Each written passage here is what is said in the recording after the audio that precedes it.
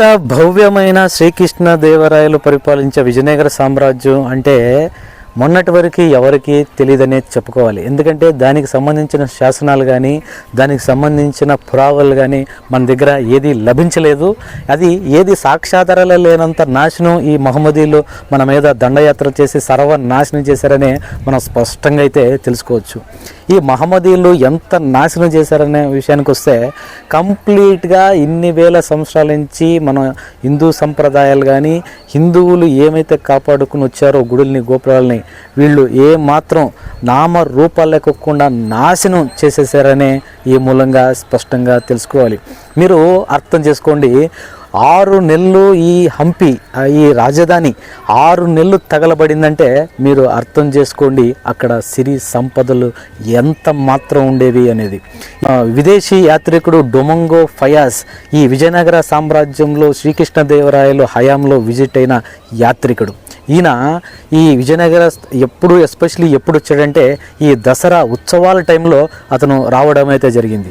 అక్కడ ఉన్న శ్రీకృష్ణదేవరాయలు సామ్రాజ్యాన్ని ఇక్కడ ఉన్న 1,00,000 మహడీలు అంటే 1 ఫ్లోర్ కాకుండా 2nd ఫ్లోర్ 3rd ఫ్లోర్ ఉన్న మహడీలు ఏముంటాయో 1,00,000 ఉండయి ఈ నగరంలో.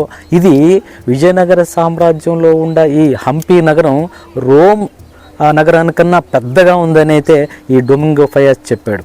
అలాగే ఇతను చెప్పిన విషయాల్లో ముఖ్యమైనది మన ప్రపంచం యావత్ భారతదేశాన్ని కలిగించిన విషయం ఏదంటే వజ్ర వైడూర్యాలని మాణిక్యాలని అన్నిటినీ వీళ్ళు ఇదే వీధిలో మొత్తం అన్నిటినీ ఈ వీధిలోనే పోసి అమ్మేవాళ్ళు అని ఈ డొమింగో ఫయాజ్ రాయటం అయితే జరిగింది.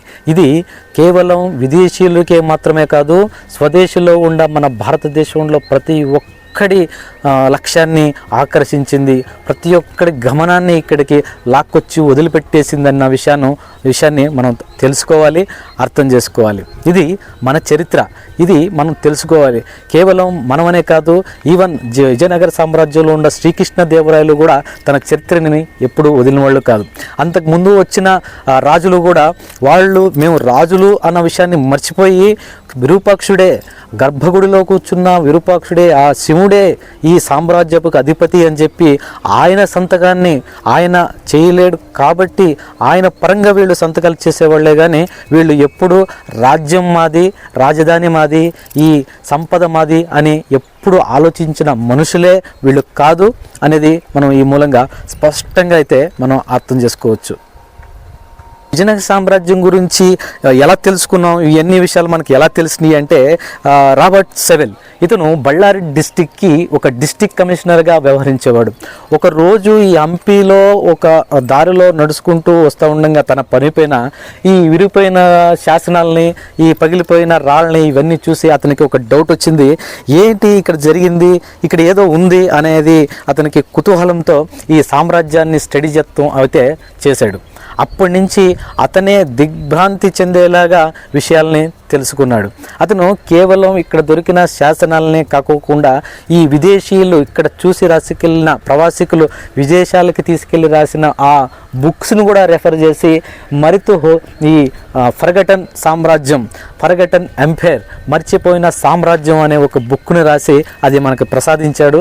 దాని నుంచే ఇవాళ నేను మీకు చెబుతున్నా. అలాగే దాని నుంచే మీరు ఈరోజు ఈ భవ్యమైన విజయనగర సామ్రాజ్యం గురించి తెలుసుకుంటున్నారు అనేది మనం స్పష్టంగా అర్థం చేసుకోవచ్చు.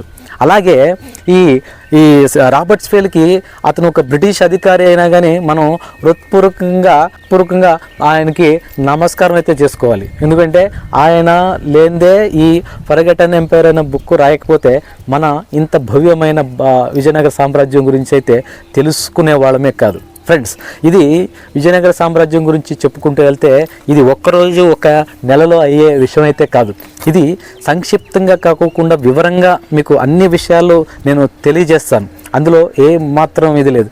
కొన్ని విషయాల్లో మన ఆశ్చర్యపరిచే విషయాలు చాలా ఉంటే, కొన్ని విషయాల్లో మనకి బాధపడే విషయాలు, అలాగే భయపడే విషయాలు కూడా ఈ విజయనగర సామ్రాజ్యంలో చాలా ఉన్నాయి. ఇది పిన్ టు పిన్ ప్రతి ఒక్క విషయాన్ని మీకు అప్డేట్ చేస్తూ వెళ్తాను.